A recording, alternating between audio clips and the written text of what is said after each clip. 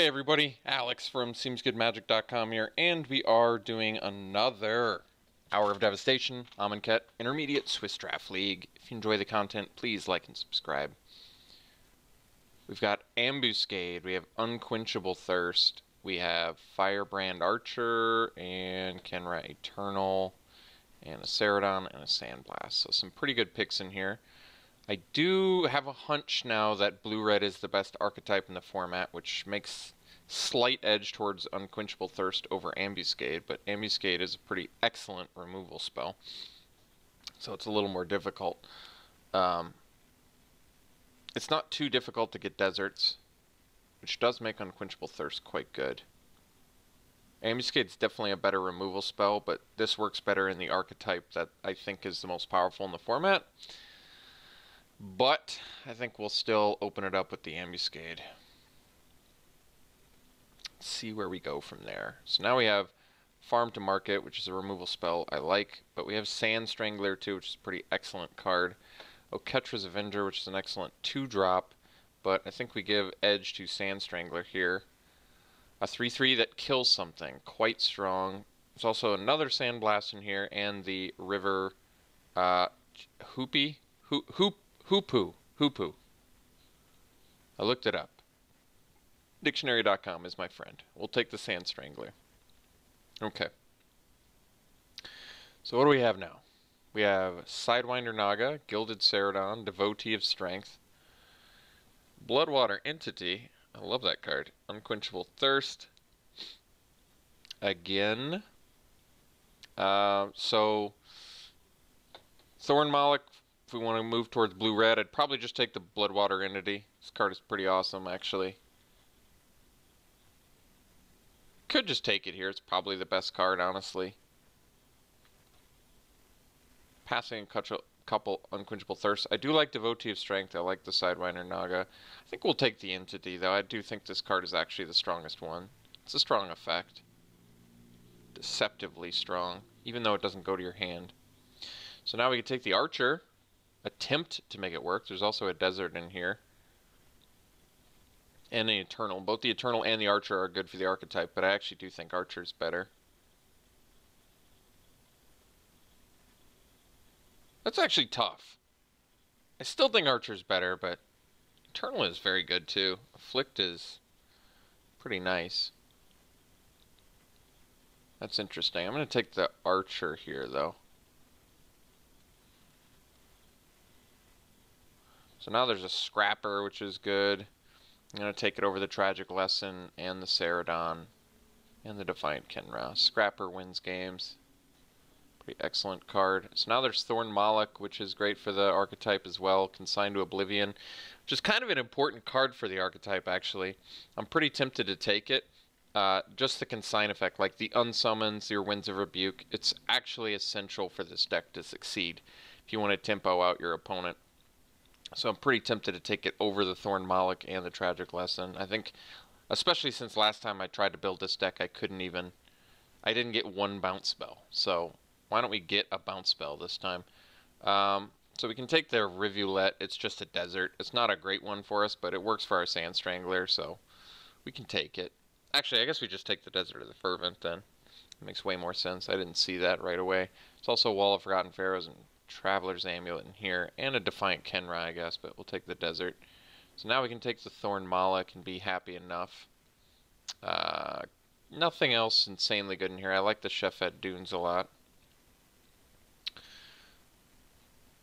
Imaginary Threats. Kind of want to try this card out. It seems pretty not that good, but cycles, I guess. Otherwise, Ceradon. I think we'll take the spell here. We'll try it out. Strategic Planning is good. There's another Thorn Moloch in here, which is also pretty important for the blue-red spells deck. But Strategic Planning is a nice 2-drop to get. Works well with deserts as well. I think we'll take the Planning. Alright, I get the Thorn Moloch, which is nice.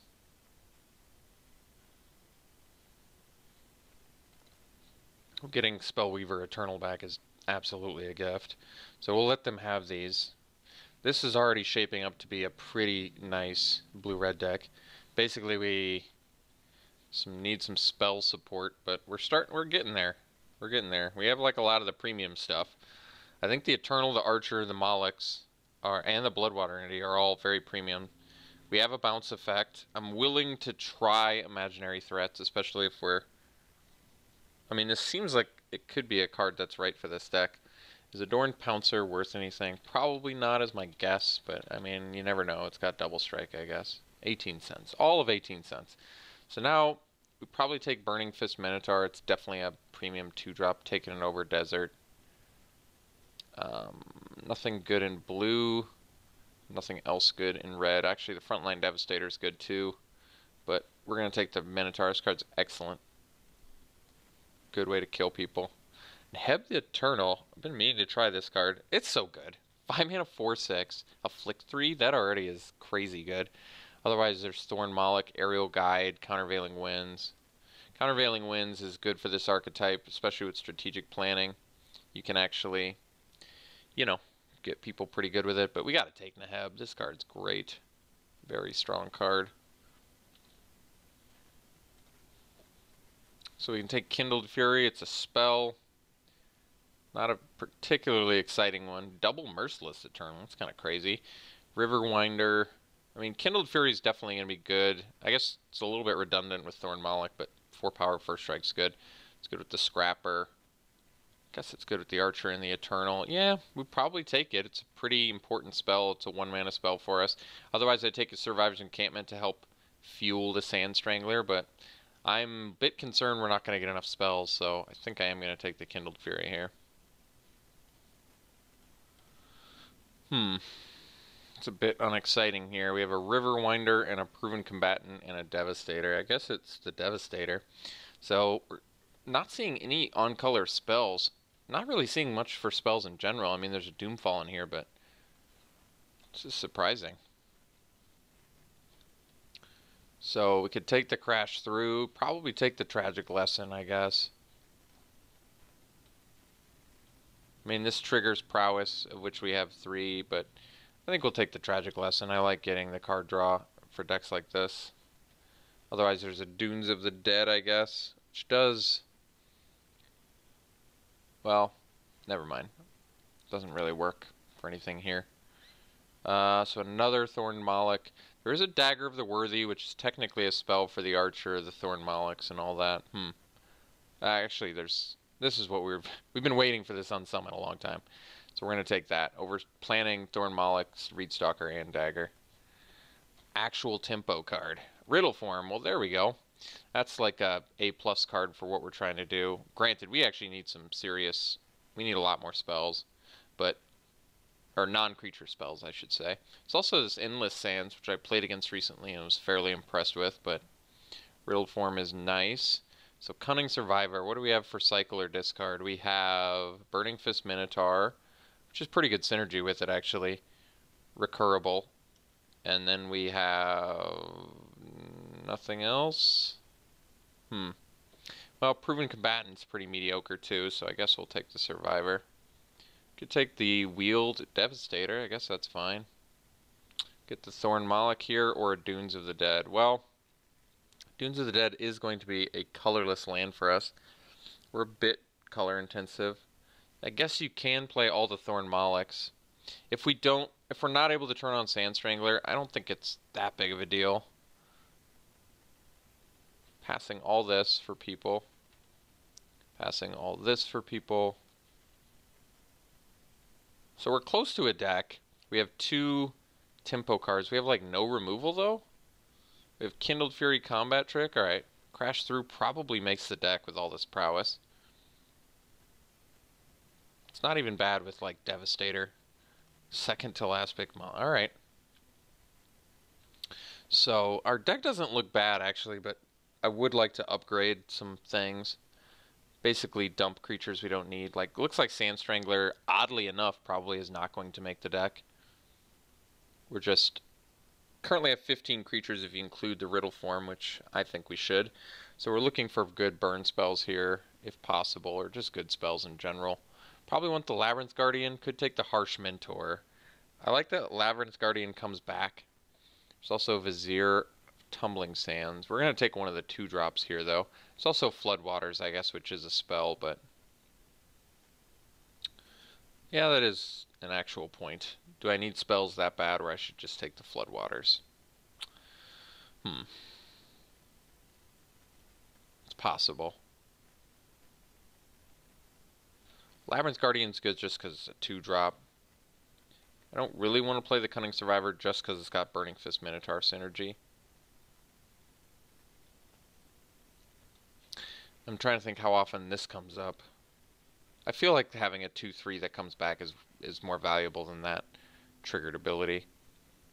And maybe we wheel the Floodwaters. I think so. Another Labyrinth Guardian, but we got to take the Magma Spray.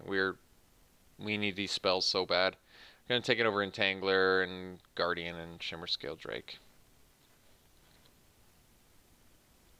So now we probably take Hieroglyphic Illumination because card advantage is also Pursue Glory, which is pretty good actually with the prowess. It's a reasonable argument there. I think we wheel it though. This pack's pretty deep actually. Pursue Glory is not a highly sought after spell. Well, we can find out. So 1, 2, 3, 4, 5. Maybe we don't wheel it. I'm still going to take the Illumination, I think. So there's a Minotaur. There's an Angler Drake. I think we want the Winds of Rebuke. We want the tempo-based cards. It's the one piece we were really missing the last time we tried to attempt this deck. So another bounce effect, I think, is essential for this deck's success. So we're taking over Angler Drake, Emberhorn, and Tormenting Voice, all of which would be fine too. So there's Illusory Wrappings, which is technically a spell for the deck. There's Scribe to bring back a tempo card. Sacred Excavation.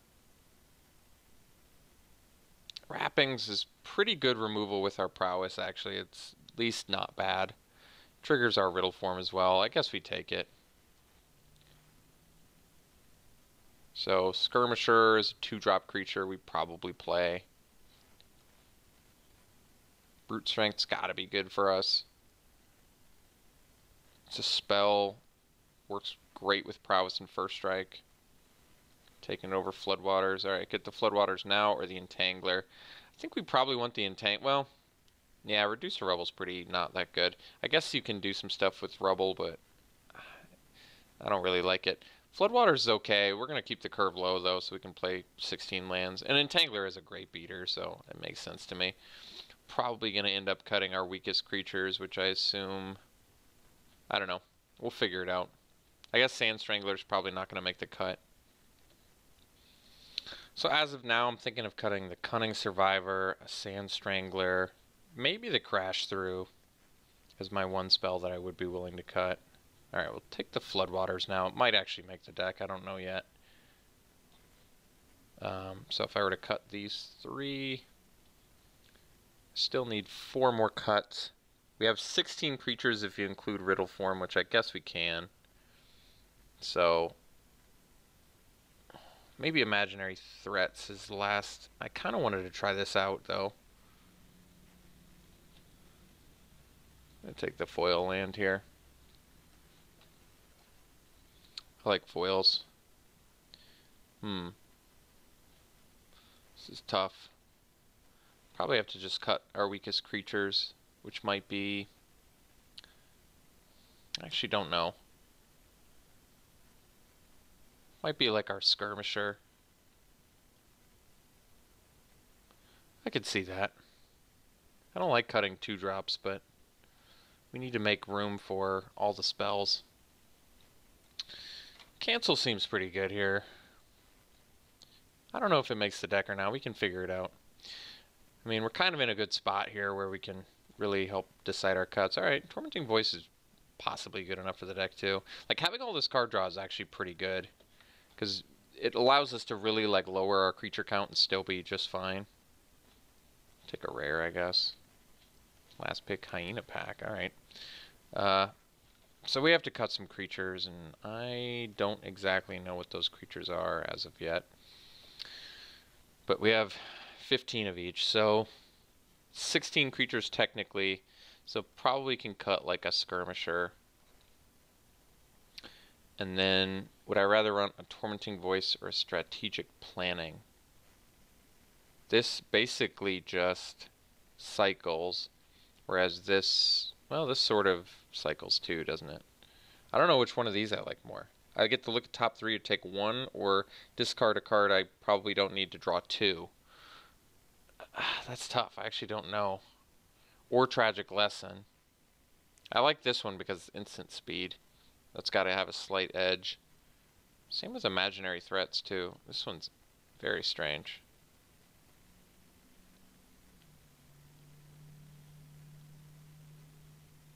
I like that they don't untap. That is actually pretty strong.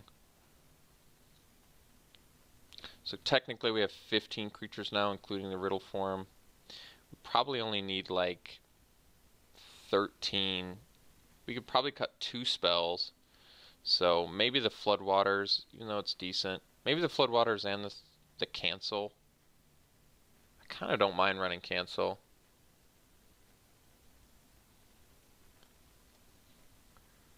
Then we're going to have to figure out some creatures to cut too. It's going to be tough. I'm